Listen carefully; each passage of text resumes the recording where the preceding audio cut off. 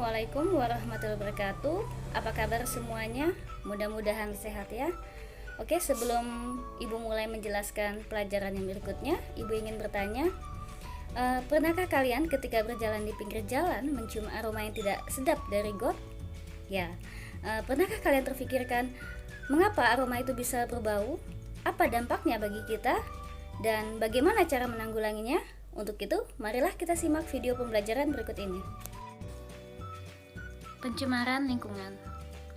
Pencemaran lingkungan adalah pengotoran lingkungan akibat adanya aktivitas dari manusia.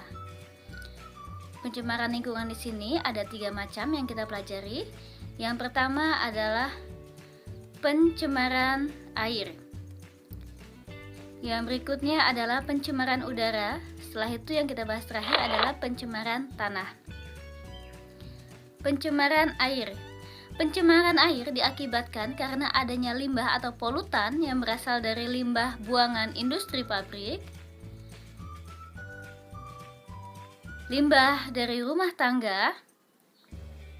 Nah, akibat dari limbah tersebut maka akan menimbulkan berbagai macam penyakit dan akan mengganggu kerusakan kesehatan dan lingkungan.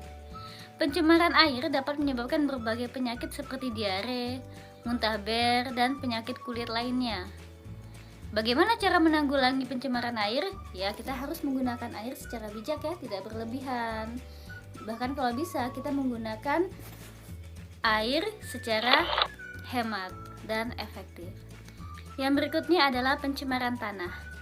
Pencemaran tanah terjadi akibat aktivitas pertanian, adanya radioaktif, adanya pembuangan limbah, dan adanya limbah buangan hasil industri yang tidak didaur ulang terlebih dahulu sebelum dibuang ke tanah.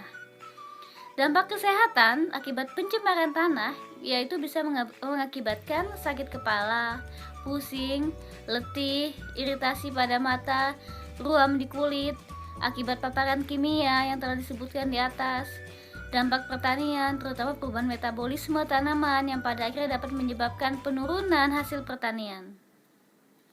Yang berikutnya adalah pencemaran udara. Pencemaran udara terjadi akibat adanya polutan yang berasal dari asap pabrik, asap kendaraan, dan juga asap rokok. Akibat pencemaran udara bisa memicu terjadinya gangguan pada sistem pernafasan seperti asma, infeksi saluran pernafasan akut, dan kanker paru-paru. Setelah kita mengetahui macam-macam pencemaran, kita diharapkan bisa atau paham bagaimana cara menanggulangi pencemaran. Cara yang paling mudah yang dapat kita lakukan adalah yang pertama dengan metode 3R yang sering disosialisasikan ke dalam masyarakat, yaitu dengan reduce, mengurangi pemakaian bahan-bahan yang bisa mengakibatkan pencemaran. Setelah itu, reuse, kita gunakan kembali zat-zat yang masih bisa kita pakai.